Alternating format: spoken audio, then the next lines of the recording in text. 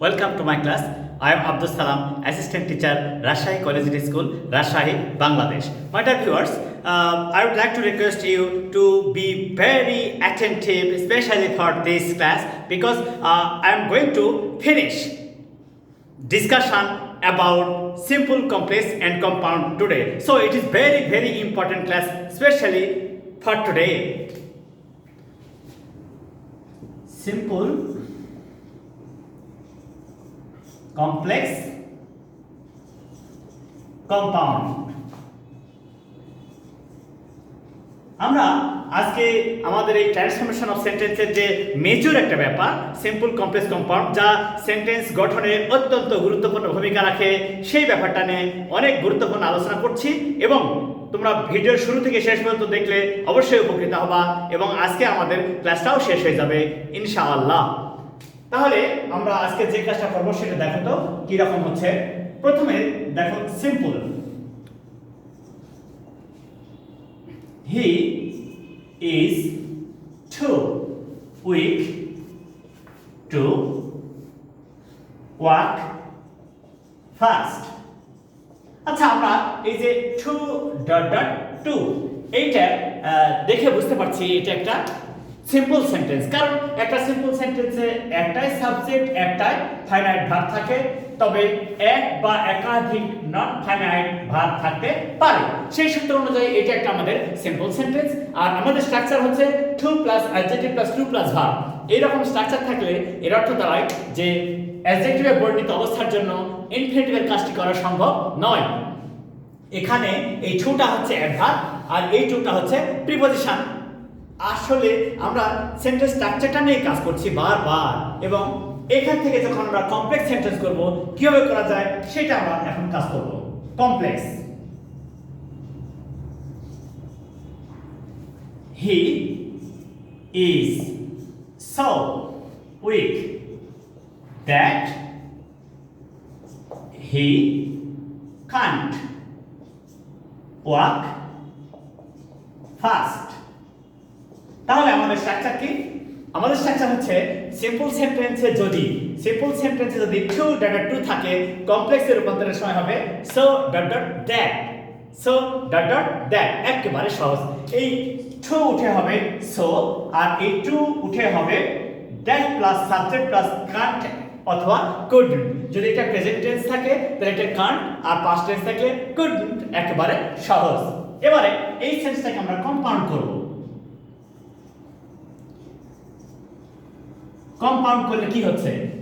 He is very weak and so he can't walk fast. তাহলে এখানে আমরা দেখছি যে কমপ্লেক্স সেন্টেন্সে অথবা সিম্পল সেন্টেন্সে যদি too to so dot that থাকে, একে কম্পাউন্ডে রূপান্তরের সময় এই সো উঠে হবে ভেরি আর এই দ্যাট উঠে হবে অ্যান্ড, দ্যাট উঠে হবে অ্যান্ড। তাহলে আমরা সহজে এটাকে আমরা কম্পাউন্ড করতে পারলাম। তাহলে আমাদের বেসিক স্ট্রাকচারটা কি দাঁড়ালো সেটা এবার দেখি। বেসিক স্ট্রাকচারটা কি দাঁড়াচ্ছে আমাদের? যদি সিম্পল সেন্টেন্স, এটা সিম্পল এখানে হচ্ছে টু ডট ডট টু, এটা আমাদের স্ট্রাকচার। এই সেন্টেন্সটাকে আমরা কমপ্লেক্স যখন করছি, যখন এটাকে আমরা কমপ্লেক্স তৈরি করছি, তখন হচ্ছে সো ডট ডট দ্যাট, এইটা। আর যখন এটাকে আমরা আবার কম্পাউন্ড করছি তখন হয়ে যাচ্ছে ভেরি ডট ডট অ্যান্ড। তাহলে দেখো কত ইন্টারেস্টিং ওয়েতে একটা সেন্টেন্স চেঞ্জ করা যায় বা সেন্টেন্স স্ট্রাকচার আয়ত্ত করা যায়, আমরা তা আজকে শিখছি। সেটা কি? মনে করো যে সেন্টেন্সটা কম্পাউন্ড আছে very dot dot and, simple করব টু টু, কমপ্লেক্স করব সো ডট ডট দ্যাট, কোনো চেঞ্জ হবে না, একেবারে সুন্দর স্বাভাবিকভাবে করা সম্ভব। জাস্ট এই স্ট্রাকচারটা ফলো করতে হবে। Sentence pattern will depend on the structure and you can easily express your ideas following the structure and you will be very smart in English just following some techniques. তাহলে আমরা এটা করতে পারলাম। এইভাবে এরপরের সেন্টেন্সটা কেমন হয় সেটা নিয়ে এখন আমরা কাজ করব। আমরা চাই যে প্রত্যেকটা স্ট্রাকচার অত্যন্ত সুন্দর করে ব্যাখ্যা করে তোমাদেরকে হেল্প করব, তোমরা যারা সহজেই নিজেরা নিজেদের মতো করে বাস্তবে এবং পরীক্ষায় উভয় ক্ষেত্রে ব্যবহার করতে পারো। আসলে আমরা যা কিছু শিখি শুধুই যে পরীক্ষায় পাস করার জন্য তা কিন্তু না। Our main objective and target is to implement them in our practical life, which can help us to do everything to express our feelings in a different way from others, and we want to be skilled, we want to be attracted by the others by following some techniques. এরপরে দেখো কিভাবে করা যায়। Simple, because of his laziness, he could not finish the work. Because of his laziness, he could not finish the work.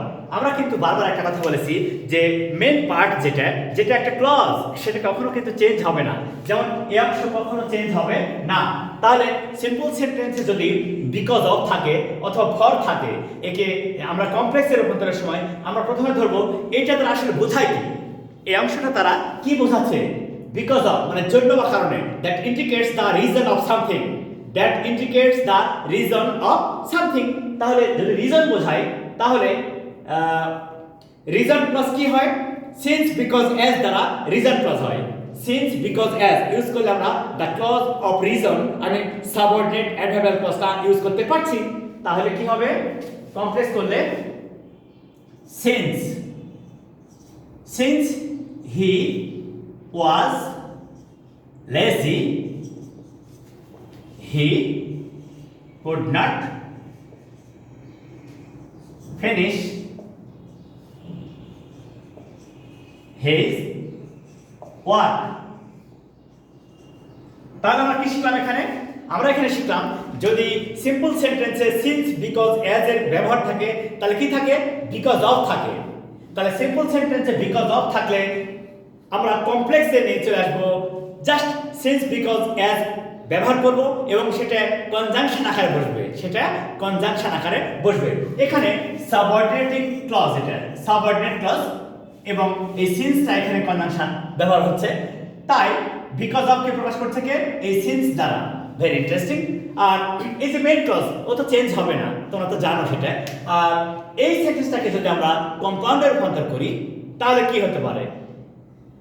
আমরা কিন্তু এর আগেও বলেছি যে কমপ্লেক্স সেন্টেন্সে যদি সিন্স বিকজ অ্যাজ থাকে অথবা সিম্পল সেন্টেন্সে বিকজ অফ অথবা ফর থাকে, এদেরকে কম্পাউন্ডে রূপান্তরের সময় কনজাংশন হবে এন্ড। এদেরকে কম্পাউন্ডে রূপান্তরের সময় এর কনজাংশন হবে এন্ড। তাহলে তাই হচ্ছে। তাহলে কি হবে? হি ওয়াজ lazy and so he could not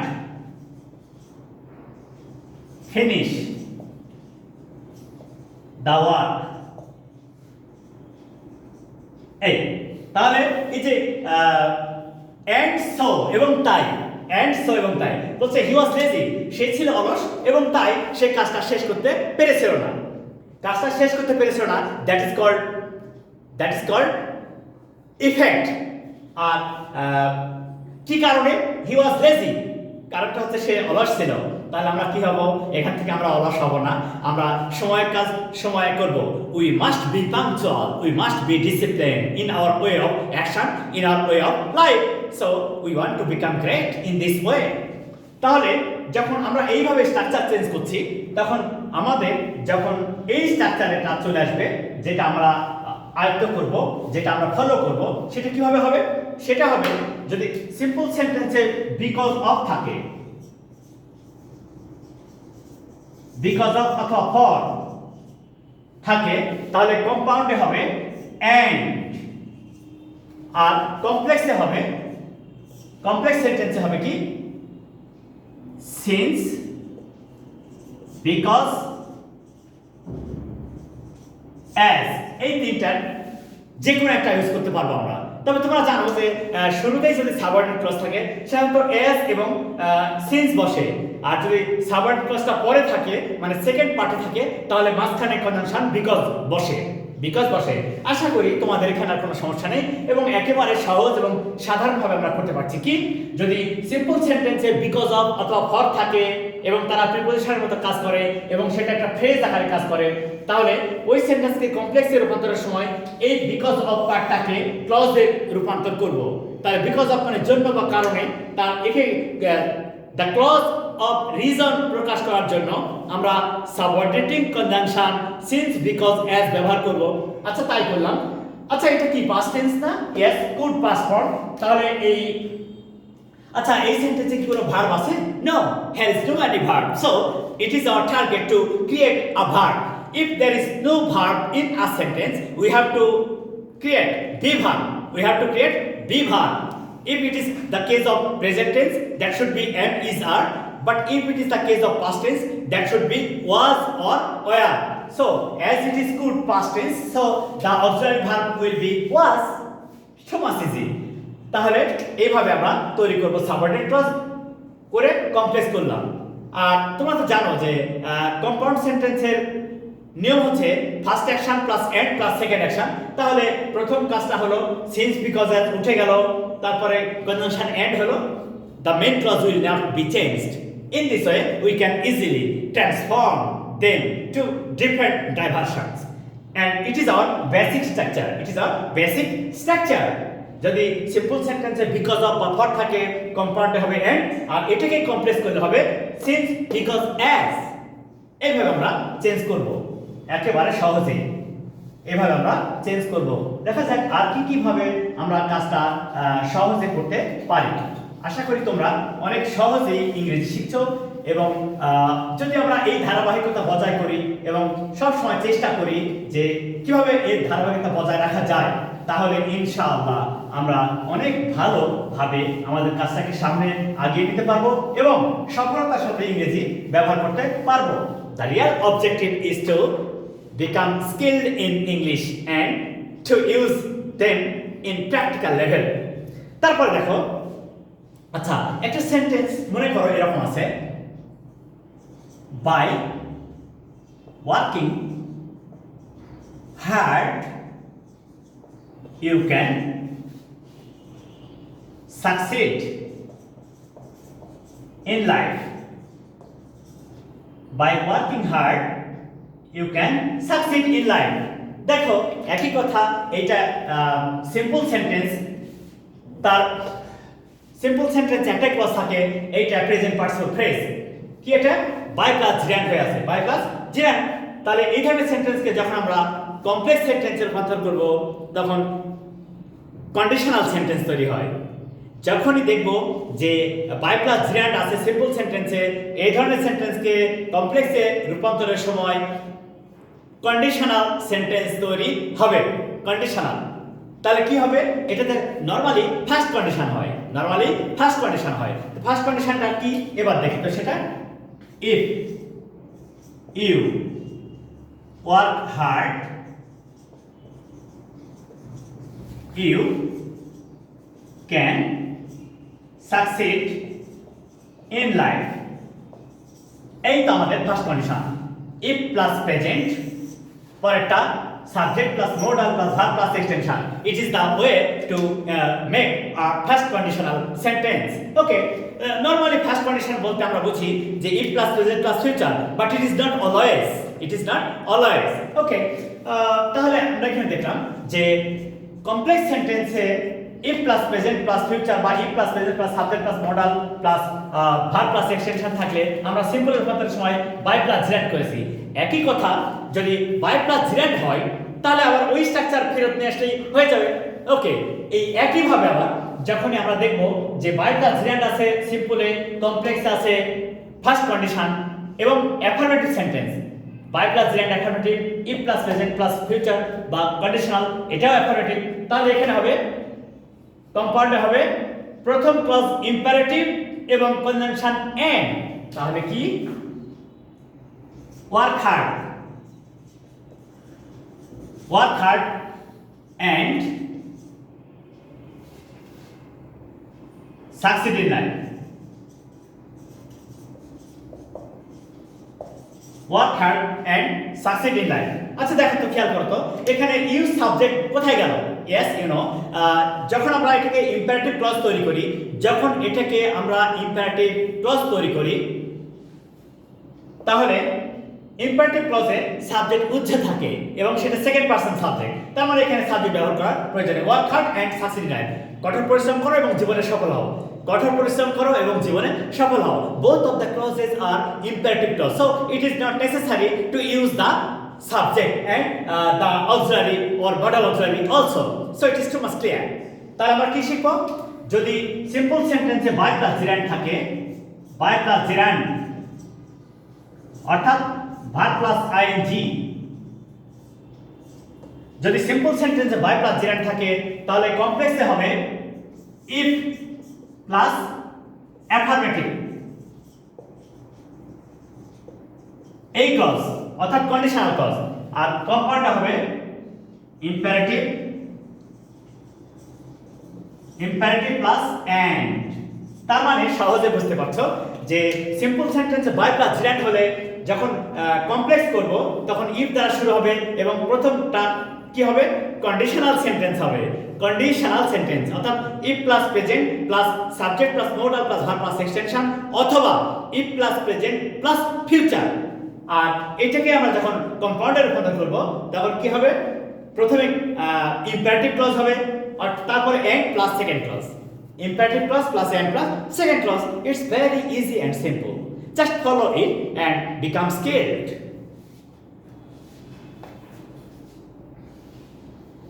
এবারে আমরা পরেরটাতে যাচ্ছি, কিভাবে করা যায় সেটা নিয়ে কাজ করব।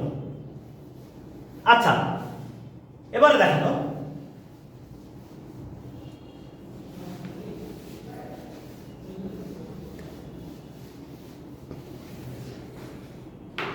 follow your mother, or you can't become great.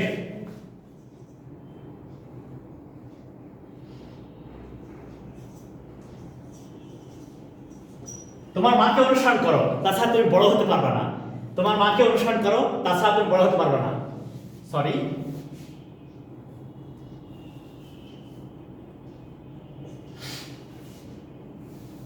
তাহলে আমরা এটাকে সিম্পল করব। সরি, আমি প্রথমে কম্পাউন্ড লিখে ফেলেছিলাম, তা না, হবে simple without plus জিরান্ড,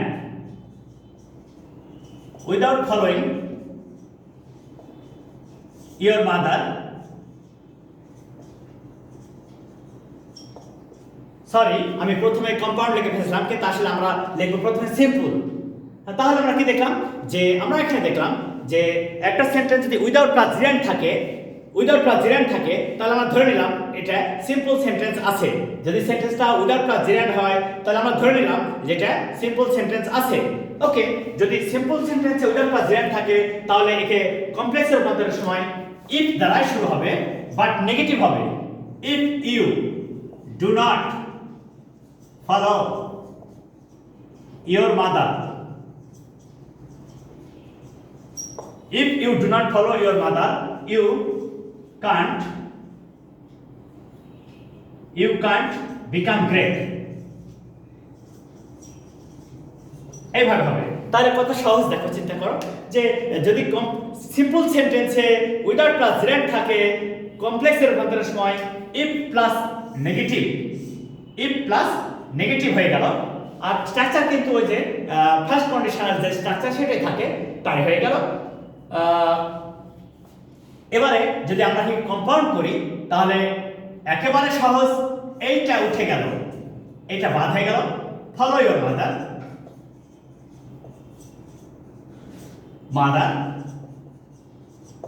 or you can't become great.